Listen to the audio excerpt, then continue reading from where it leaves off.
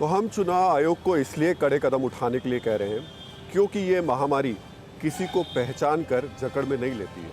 हम आपको बता दें कि नए मुख्य चुनाव आयुक्त सुशील चंद्रा कोरोना पॉजिटिव है। सोमवार को उनकी पॉजिटिव रिपोर्ट आई थी।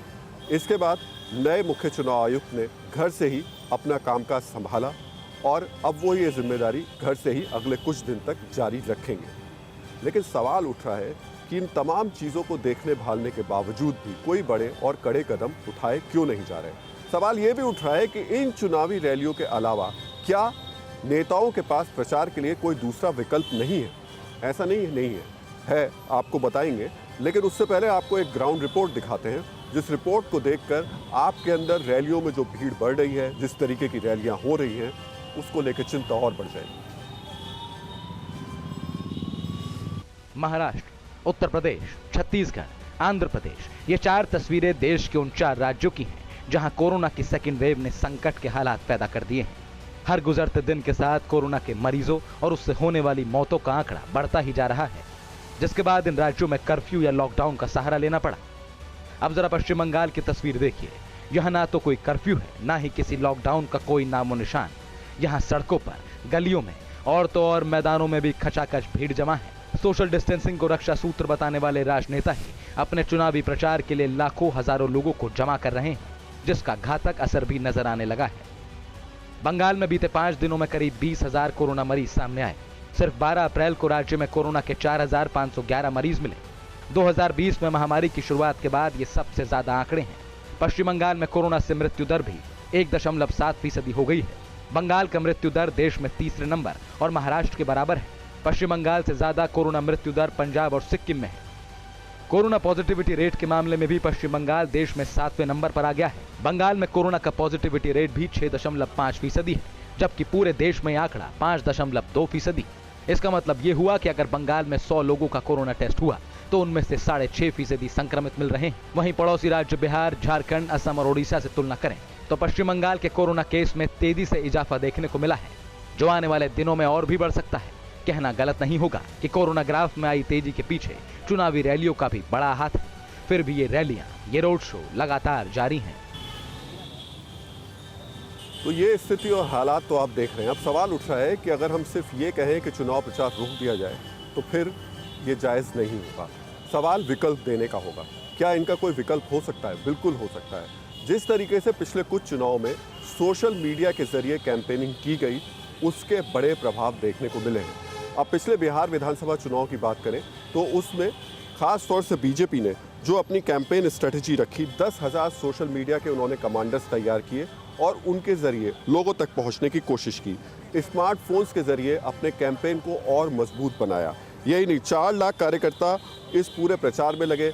LED स्क्रीन्स लगाई गई जिससे ज़्यादा से ज़्यादा लोगों तक पहुंचा जा सके। और ये स्कीम, ये प्रचार का तरीका काफ़ी हद तक कारगर साबित भी हुआ। इतना ही नहीं, 2017 पीछे की तरफ जाते हैं और उत्तर प्रदेश के विधानसभा चुनाव पर जब नजर डालते हैं तो वहां पर बीजेपी ने 25 IT सेल अपनी एक्सपर्ट्स की एक टीम बनाई थी। इस एक्सपर्ट्स की टीम ने लोगों तक कैसे बीजेपी के नेताओं के तमाम बयान, मैसेजेस पहुंच सके, उस पर काम किया। यही नहीं, 6 उन लोगों ने डिजिटल यूनिट लेवल की टीम बनाई थी। 10,344 व्हाट्सएप ग्रुप बनाए थे और इन ग्रुप ने बहुत ही महत्वपूर्ण भूमिका निभाई थी, क्योंकि व्हाट्सएप ग्रुप के जरिए जिस तरीके से मैसेजेस फॉरवर्ड होने शुरू हुए, उसने बीजेपी के लिए राह काफ़ी हद तक आसान की। कार्यकर्ताओं के बीच ऑडियो वीडियो सर्कुलेट किए गए ताकि नेताओं की बात उन तक पहुँचाई जा सके। हम बिल्कुल ये नहीं कह रहे कि इसका मतलब ये हो कि तमाम तरीके से चुनाव को इसी अंदाज में ले आया जाए, लेकिन तब जब कोरोना है और इस हालात में है कि वो किसी को नहीं बख्श रहा है, महाराष्ट्र से लेकर उत्तर प्रदेश में तमाम जगह तेज़ी से मामले बढ़ते जा रहे हैं, ऐसे हालात में क्या हमें इन पर लगाम लगाने के लिए इस तरीके के विकल्प की ज़रूरत महसूस नहीं की जानी चाहिए? ये बात तो यहाँ की हो गई। आप अमेरिका में जब जाएं और वहाँ पर जाकर देखें तो बराक ओबामा ने भी अपने चुनाव में इसी तरीके से कैंपेनिंग का इस्तेमाल किया था। उन्होंने डिजिटल प्रचार किया था। 2008 में राष्ट्रपति चुनाव के लिए फेसबुक और ट्विटर से कैंपेन किया और नतीजा क्या निकला ये हम सब जानते हैं। तो हम ये नहीं कह सकते कि अगर डिजिटल कैंपेन कर रहे हैं तो नेताओं के लिए नुकसानदायक होगा, इसका फ़ायदा उन्हें नहीं मिलेगा। और 2014 के बाद तो हमने देखा भी है कि किस तरीके से डिजिटल कैंपेन का फ़ायदा हुआ। लेकिन सवाल यहाँ ये खड़ा उठ रहा है कि आखिर ये जिस तरीके से वायरस फैलता जा रहा है, कोरोना जिस तेज़ी से फैलता जा रहा है, उस पर रोक लगाने के लिए डॉक्टर्स, बाकी सारे लोग लगे हुए हैं। क्या इन रैलियों पर रोक लगाकर कुछ हद तक उस पर लगाम लगाई जा सकती है?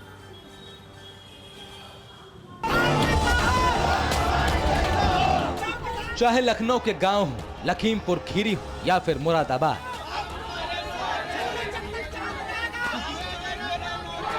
जिले अलग हैं, तस्वीरें अलग हैं, लेकिन लापरवाही एक जैसी है। चुनाव का जुनून है, लेकिन कोरोना का खौफ नहीं। एक एक सीट पर कब्जा करने की होड़ है, लेकिन संक्रमण की चिंता नहीं। अमूमन पूरे उत्तर प्रदेश का यही हाल है।